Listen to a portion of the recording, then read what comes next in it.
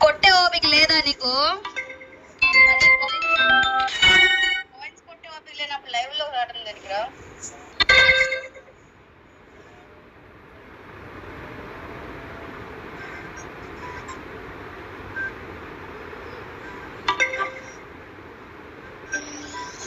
చూడు ఎలా ఉందో.